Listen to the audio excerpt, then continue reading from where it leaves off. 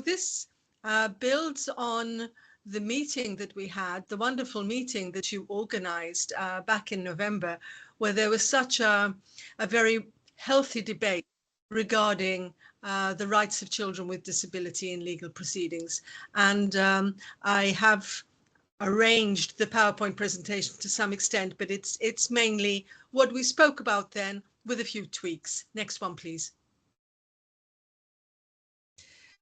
So just as context, how I came into disabled children's participation rights.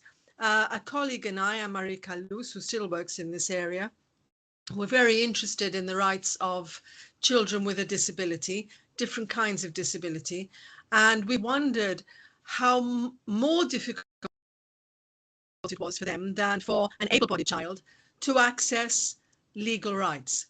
And we took part in a project, an EU-wide project, and produced a report, and then decided to write a book. And we're actually quite shocked at the results. And the book, which Routledge very kindly published, details different kinds of rights that children with a disability find a bar in accessing. So it's difficult for an able-bodied child. For a disabled child, it's a double whammy. And I think that people working with disabled children are aware of this, but need to have better tools or more effective tools to be able to help these children or support these children to access their rights. Thank you. Next. So what is effective participation? I think bringing it down to its bare minimum, it's about listening to the child on the child's, excuse me, on the child's own terms. And it's the listener's responsibility to enable and empower the child to communicate. And I'm really boring about this, and I apologize in advance because I'll come back to it time and again. Children don't have to make the effort to be understood. We have to make the effort to understand them. And when it's a child with a disability, this is even more of a challenge. So if you actually want to get to effective participation, you have to find a way to listen to the child the way they can explain themselves. And if you don't have the time, or you can't make the effort, or you can't have an in on how they are expressing themselves, it's your problem, not theirs. And this is, I think, key to finding a way to ensuring effective participation. Yes, please. So the UNCRC under Article 23, just very briefly, talks about the fact that children mentally or physical disability should enjoy a full and decent life. What does that mean? Well, the conditions in which they should enjoy this full and decent life should ensure dignity, promote self-reliance, and facilitate their active participation. And then we have a continuation regarding special care, and whatever that means. I wrote a paper many moons ago about what special care means. Why is special in there? You know, at law, if you don't want a word, you don't use it. So it's not just care, it's special care, and it has to be tailored to the needs of that particular child. So the assistance for this special care must be given freely. If parents can't provide for it, then the state must support it.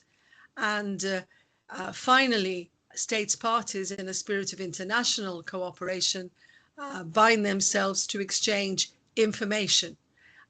Information regarding preventative health care, medical, psychological, functional treatment, all of these, the sort of things that the ICJ is actually doing now, enabling a discussion that will further participation rights. Next, please.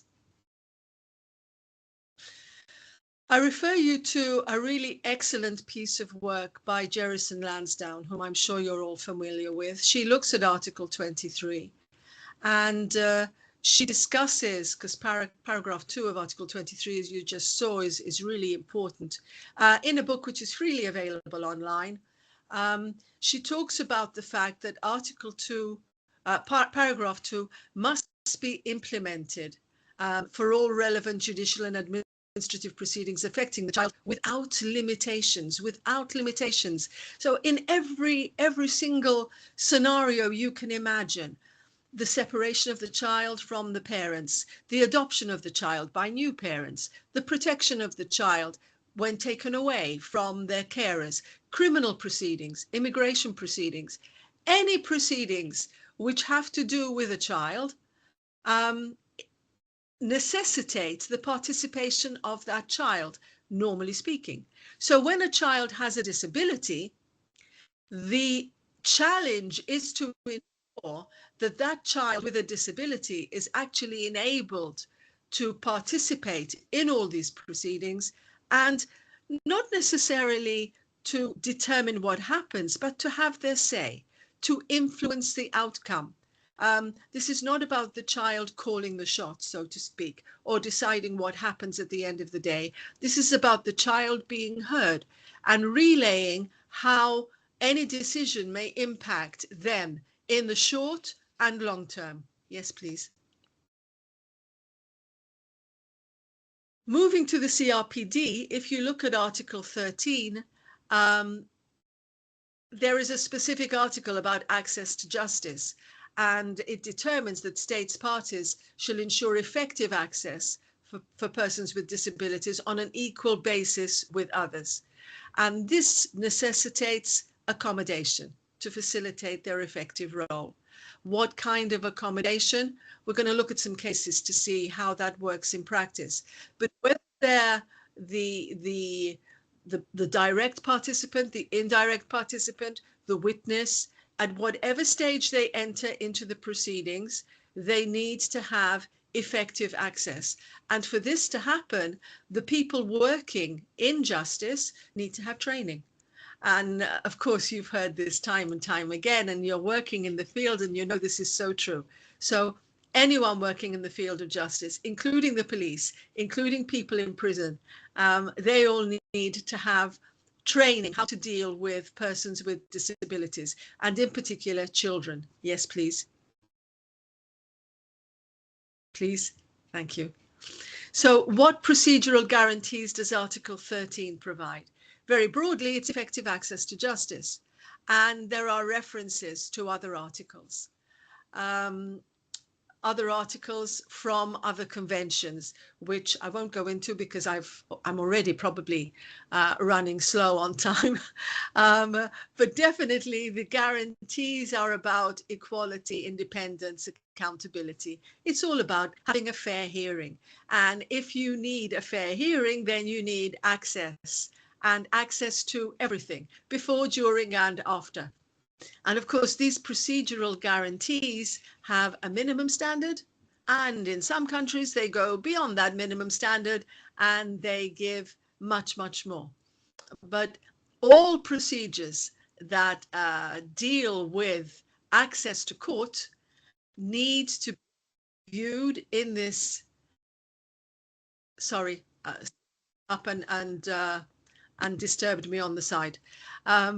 So everyone who has a responsibility to ensure access to justice needs to be aware that there are a variety, there's a whole menu of items which could be relevant to the particular child that's seeking access to justice. Next, please. So some key principles from European Court of Human Rights judgments.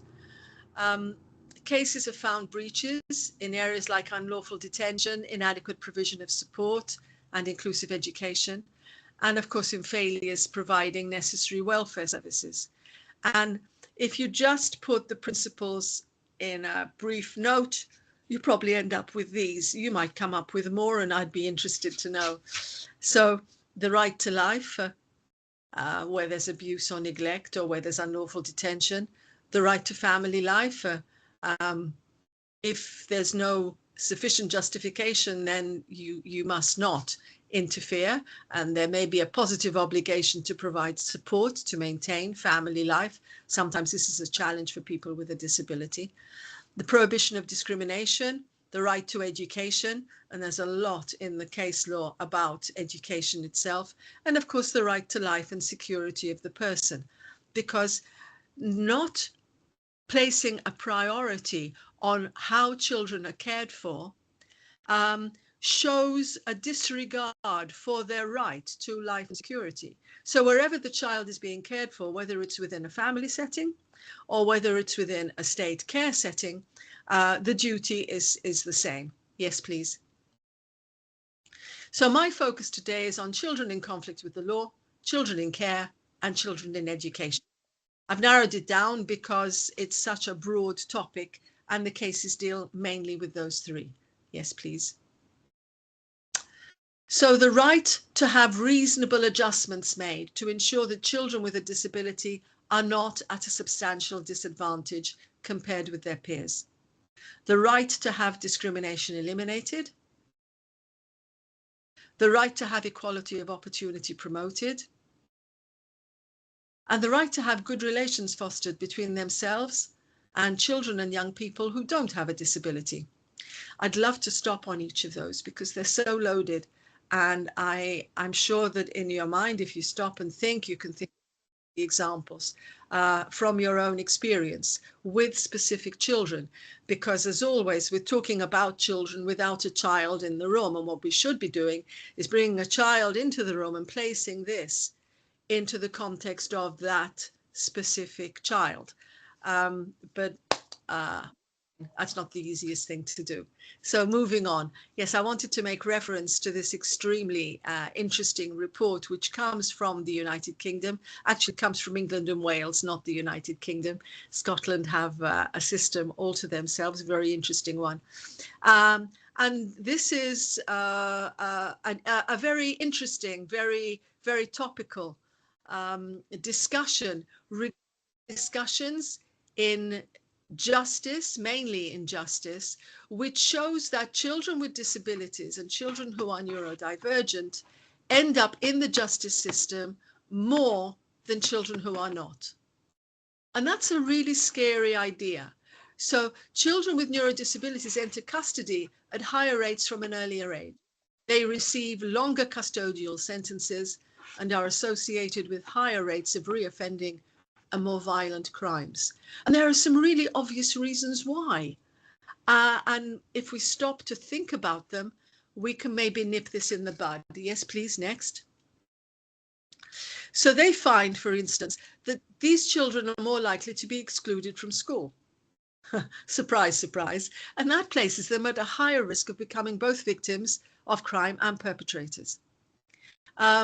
So the early identification of neurodivergence and any form of disability is crucial.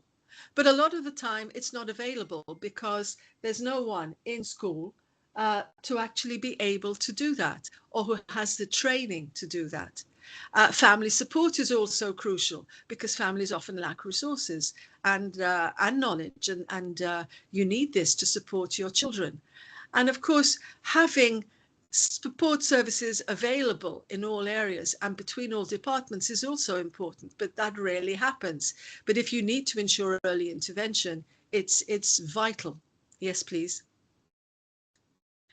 So the court processes are still not well adapted to improve the participation of children, and judges also, with all due respect to them, often don't have sufficient specialized training.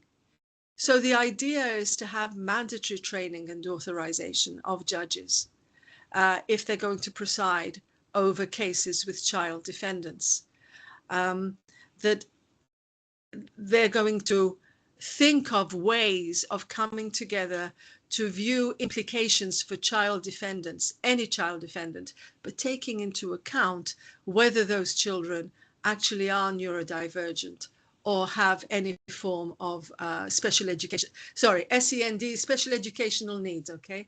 I took that for granted. And finally, when it comes to judicial sentencing, research has suggested that children with poor communication skills may be treated more harshly. The idea is you should be able to communicate. And of course, children with disabilities often cannot communicate as freely and as comfortably as children who don't have a disability. And this works to their disadvantage, which is why I stressed right at the beginning, and I'm saying again, it's our responsibility to understand children, not their responsibility to make themselves understood. Next. Some cases. We come to the cases. So this is an oldie from 2010, and it's about a child who was deaf mute and who died in police custody. And the court held there had been a violation of the right to life, because apart from intentionally taking a life, there's also the duty to take steps to safeguard the life of those that are in your care. And in this particular case, the police should have taken into account the fact that he was deaf and mute. They should have given him a pen and paper simply to be able to communicate his concerns, and they didn't do that. Yes, please. Next, thank you. So a 2016 case, this was a child who had mental and neurobehavioral disorder. He was placed in temporary detention, 30 days of temporary detention. But he'd been questioned without an adult present. He hadn't been given the opportunity to cross-examine the witnesses against him. So there was a violation of the right to fair trial, and also the placing in temporary detention for a child in his particular circumstances was not a way of protecting his needs. He needed to be cared for in a very different way. No matter how serious, because we move on to the next one, versus Slovakia, no matter how serious the charge is, there is still the right to fair trial, and there is still the right to protection when you are in custody. Yes, please. There is this duty of care, and we talk about duty of care for any child, but certainly for children with disability, there is a heightened duty of care. And these are really old cases, but they're cases which very much formed the way I think I grew to think about children with disability, and they impacted very much the research that I did with Anne-Marie Kallus. So the Nencheva case was about children who were placed in the care of the state, were in a home, but because the home didn't have sufficient money, and because the home was suffering from a terrible cold spell, 15 young children and adults died.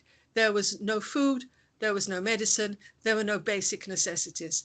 And this is children with a disability and older children, so children who just reached the age of 18, because they were in care, unable to care for themselves. And of course, the terrible case of Valentin Campanau versus Romania, who reached the age of 18, had been in a psychiatric hospital. He reached the age of 18 and was basically told, okay, you're 18, you can now leave. And because he was let go, he died within a matter of months. And finally, the case regarding the death of a 45-year-old woman. Now, you're probably thinking, child, 45-year-old woman, but she'd been in care since the age of 10. And this is the ongoing duty of care. Once you are a child with a disability, that does not stop when you reach the age of 18. And this is something worth thinking about, and something that states aren't terribly happy about, but certainly the court comes down heavily regarding this issue. Yes, please. So again, an old 1985 case, but this has been repeated on several occasions, which is why I use it, because it is a very basic case. And this is a child who had a mental disability. I've cited what the court said. It says mental handicap. Remember, this is 1985. She was raped in the home for children with mental disabilities where she lived, the day after her 16th birthday, which happened to be the day of the age of consent for sexual intercourse in the Netherlands. She was traumatized, but she was deemed unfit to sign an official complaint. Her father signed in her place, but because she needed to be a complainant herself, the whole thing fell through. Anyhow, long story short, the courts found that this was a case where fundamental values and essential aspects of private life were at stake. The criminal code hadn't provided her with practical and effective protection, and there had been a violation of Article 8. Next, please. So a 2012 case, this is about a youngster placed under partial guardianship and admitted to a social care home for people with mental disorders. And once he was there, the argument was, well, how can I get out of here?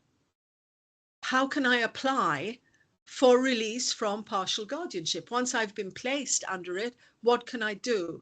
And if you stop and think about it, this is very often the case for people with disability. If people with disability are deemed to need someone to protect them, how can they ever speak up but without bypassing this person who's protecting them? And if they're declared incapable, incapax, then even more so, how can you remove that? Because you need that guardian to speak up for you. But really and truly, is there ever a time when you can speak up for yourself?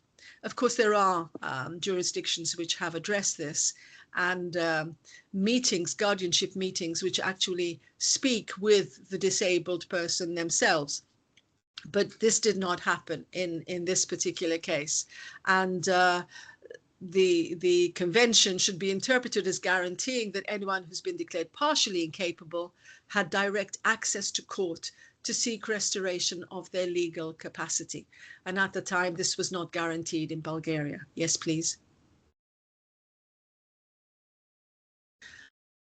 Again, another case of disabled child's rape when she was 14 against Romania. She was not believed. They refused to take into consideration her age, her physical and psychological vulnerability, and there was proven to be violation. True, she had a slight intellectual disability, but 3 men had raped this young girl, all of which actually heightened her vulnerability. And the sexual abuse against her was such that was actually aggravated by the fact that she had a disability. And there was no psychological evaluation that had been ordered to see how she had been affected by this and the trauma that she had suffered. And therefore, there had been a violation of her rights. Yes, please. 2020 case against North Macedonia, an 8-year-old. Inadequate care and ill treatment. The child had been in a state-run institution since he was 3 months old. And he'd been wrongly diagnosed as physically disabled, which led to his being placed in an institute which had not been able to care for his needs and to give him inadequate care and treatment amounting to neglect. There was the issue with what sort of investigations had taken place.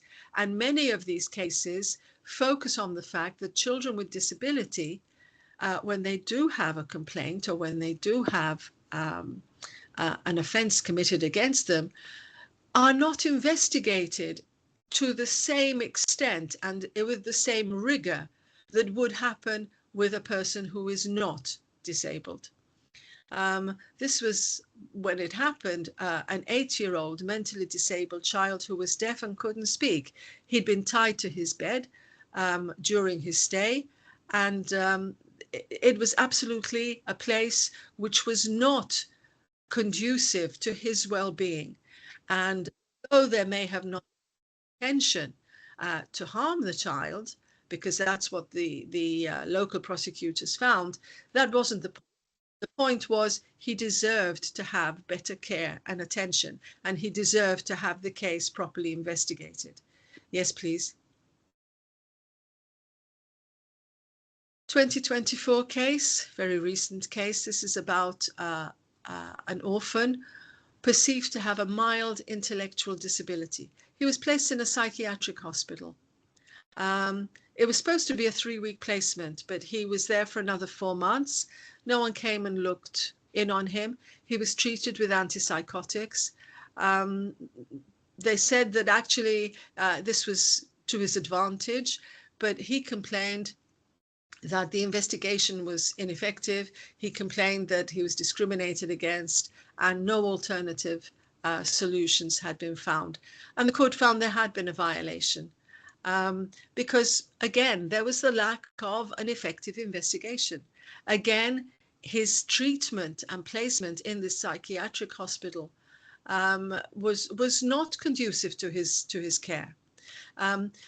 The positive obligation to establish and apply a system providing protection for a person with an intellectual disability applied to him and to children without parental care in particular. But in this particular case, it didn't happen, and therefore there was a violation. Yes, please. This is about a girl with nonverbal autism receiving specialized learning during the first 2 years of her primary education. And the Italian government said, well, there's not enough money to actually pay for this. She needs specialized learning support, but we don't have the money to provide for it.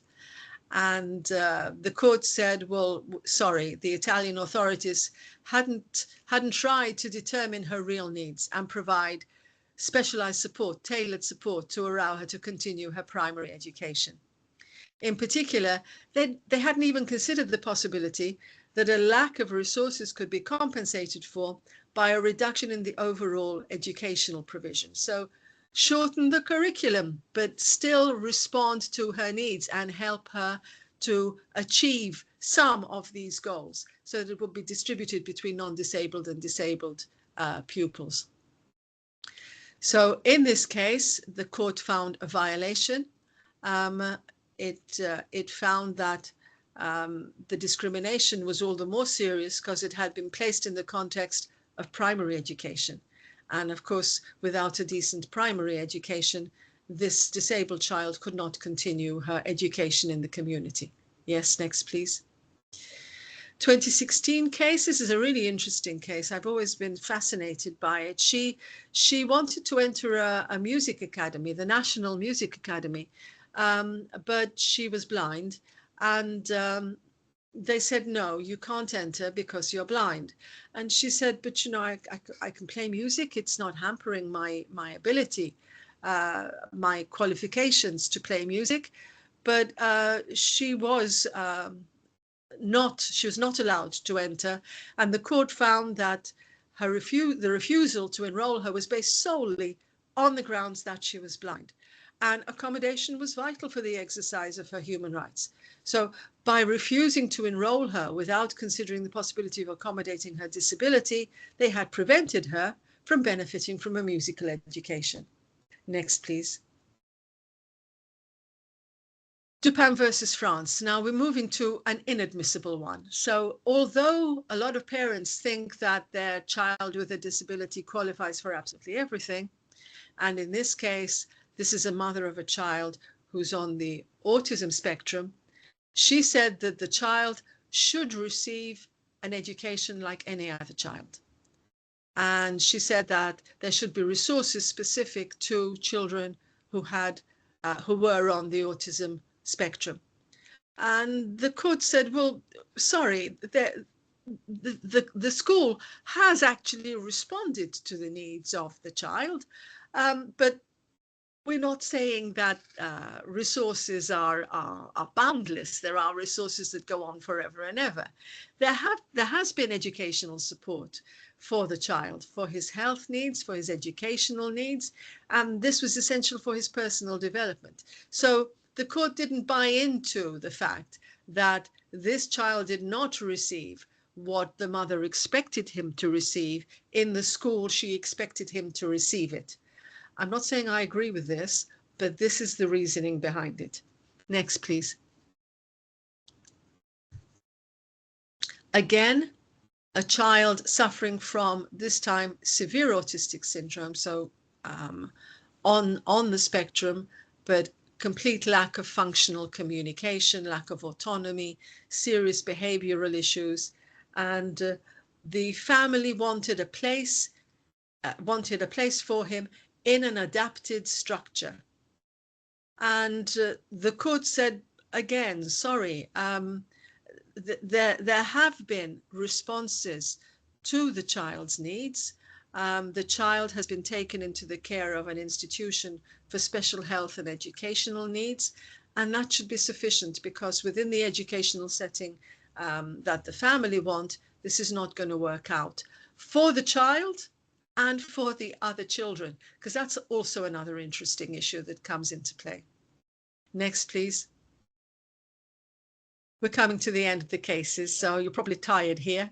This is an 8-year-old with behavioral difficulties, diagnosed with hyperkinetic disorder and specific developmental disorder of scholastic skills. I put that within quotes because it's an interesting label to put on a child. He interrupted his schooling and completed education in a different school. He went from school to school. He said he was harassed. The staff harassed him. They assumed that he acted the way he acted because his parents didn't bring him up right. It wasn't a fact that he had a disability. And because his staff took that attitude towards him, they failed to adapt his schooling to his special educational needs. The court found no violation. They looked at the incidents and they said that the actions of the teachers were quite justified, reasonable and proportionate. You couldn't say they were any other. And there had been reasonable adjustments made for him. Sometimes maybe the expectations are higher than what can actually be provided. Actually, we see in the cases a slight shift to a slightly lower delivery point. Next, please.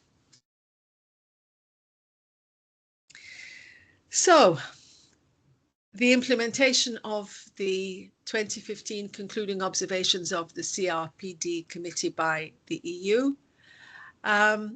they talk specifically about access to justice.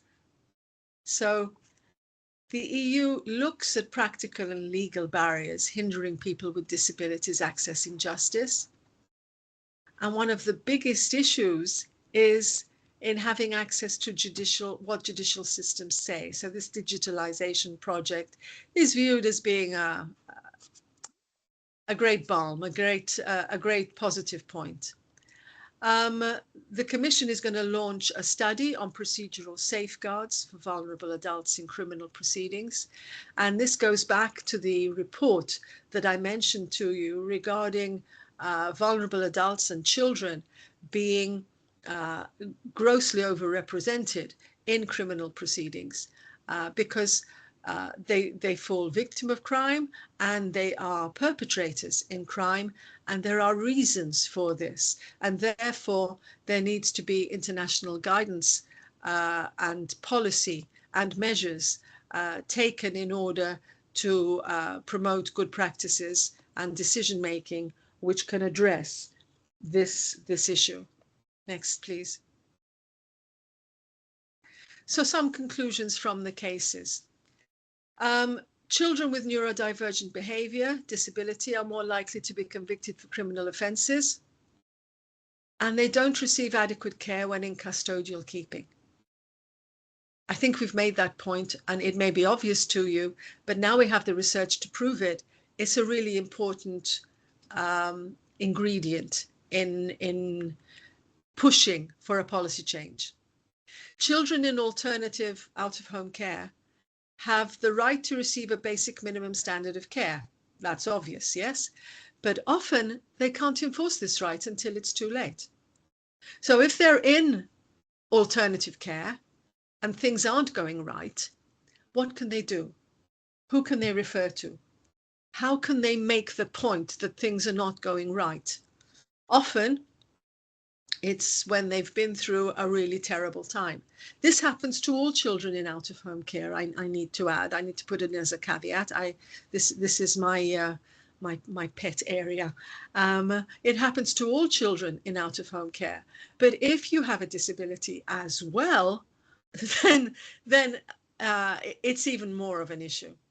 And finally, children with disability, as all children, have the right to education. But how can this be honoured? Because courts seem to be reluctant to override national authorities' education policy. If there's a policy in place, as we've seen by the last few cases, the courts tend to side with the national authority and say, well, actually things are doing okay. They have tried. Or am I being mean? Am I being too exigent and saying that it's a tough decision to have to make? Yes, please. This brings me to the end of what I wanted to share with you, and I thank you for your attention. And I thank you for all you do in ensuring every disabled child's right to participate.